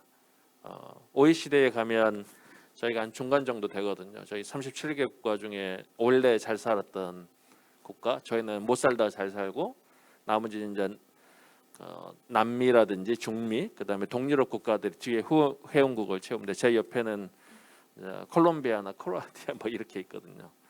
그래서 외부에서 보기에는 굉장히 잘 되고 또 굉장히 많은 부분 성과가 있다. 근데 제가 하면서 느끼는 건 그게 몇 년 안 남은 것 같아요. 저희들이 제공할 수 있는 베스트 프랙티스나 이런 정책의 우수 사례들이 몇 년 안 남은 것 같아요. 왜냐하면 아까 말씀드린 미션 오리엔티드 이노베이션 팔러시라든지 코크리에이션 이란과에 관련된 한국 사례 케이스 스터디를 굉장히 많이 요청을 하는데 실은 찾아보면 저희들이 제공할 게 거의 없어요. 그래서 그게 이제 여러 가지 문제들이 있죠. 여러 가지 있지만 약간 그 윈도우라는 말씀으로 드리고 싶은 저희들의 새로운 정책 실험이나 이런 것들을 하지 않는 한 저희들이 이렇게 자랑할 수 있는 거리도 얼마 남지 않은 것 같고 그런 생각이 들었습니다. 그냥 마지막으로 아까 안효실 박사님이 얘기하신 거 현재 저희들이 과기부가 이제 OECD에서 한국 혁신정책 리뷰 사업을 하고 있고요. 아마 12월 중순 정도에 보고서가 나옵니다. 이게 이제 2007년에 있었던 사업에 13년 뒤에 하는 것들인데 실은 지난 13년 동안 굉장히 많은 발전이 있었음에도 불구하고 근본적인 문제는 굉장히 많은 부분 그대로 남아 있습니다. 그래서 조금 더 어떤 단계를 뛰어넘는 정책에 있어서의 어떤 리프로깅 이것도 어떤 기술 분야만큼 중요한 걸 느꼈고요. 12월 정도 되면 아마 OECD 보고서 그냥 보실 수 있으실 겁니다. 그래서 그때 다시 한번 말씀드리도록 하겠습니다. 예, 고맙습니다. 아마 그 12월 나오는 보고서에 아마 우리 오늘 주제 토론과 관련된 그런 내용들도 아마 여러분 참고하실 수 있을 것 같고요. 뭐 거의 뭐 1시간 반 40분이죠. 1시간 40분에 걸쳐서 지금 뭐 발제와 토론이 이루어졌습니다. 한 가지 확실한 거는 이 점은 분명히 확인된 것 같아요. 오늘 발제와 토론에서 적어도 추격 시대에 우리가 해왔던 그런 미션, 그런 또 그 미션을 담은 그 그릇으로는 앞으로 우리가 미래를 위해서 우리가 하려고 하는 그런 미션, 그 그릇하고는 완전히 다를 수밖에 없다. 근데 지금 현재 우리 윤석열 정부까지 포함해서 어떻게 보면 그런 과거의 어떤 그런 미션, 그 그릇에 여전히 머물러 있는 거, 이는 엄청난 아마 넘어야 될 엄청난 산이 아닐까 하는 생각이 들었고요. 조금만 철학적으로 표현을 드리면 오늘 사실 다 말씀이 나왔는데 아까 불확실성이라는 말씀 나왔고 또 어떻게 보면 이제 문제를 찾아가야 되는 어떤 그런 과정이고 그 사이에서 뭐 시행착오도 있을 수 있고 페일러도 있을 수 있고 어떻게 보면은 정부 주도라기보다도 그런 뷰로크라시 주도보다도 어떻게 보면은 현장을 잘 아는 그런 전문가들 사실 이제 이런 부분들을 탁 생각하면 떠오르는 단어가 진화죠. 사실 에볼루션이죠. 에볼루션. 근데 우리가 고전에 지금까지 해왔던 그런 한국의 여러 가지 발전 모델에서 가장 익숙한 단어는 디벨롭먼트잖아요. 그 디벨롭먼트는 캐치업 추격이었고 답이 이미 정해져 있는 거고 어떻게 보면 전혀 실패가 용납이 될 수가 없는 거고 이피션시가 최고의 가치인 거고 그러니까 그때의 미션 프로젝트와 미션을 수행하는 그 임플리멘팅하는 시스템하고 이런 에볼루션 단계에서 어떤 그 미션 프로젝트라는 거하고 그런 팔러시가 됐던 또는 그걸 담을 수 있는 그 그릇하고는 완전히 다를 수밖에 없는 것 아니까 어떻게 보면 사실은 패러다임 시프트라고 할 수 있는 거죠. 어떻게 보면 미션도 미션의 기한이라고 했지만 사실은 그 성공적인 기한을 위해서는 패러다임 시프트가 중간에 전제되지 않으면 굉장히 어떻게 보면 미션의 기한이 실패로 끝날 수도 있는 거고 뭐 그런 점을 우리가 아마 오늘 뭐 이런 발제와 토론을 통해서 얻었던 그런 소득이 아닐까 이런 생각을 해봤습니다.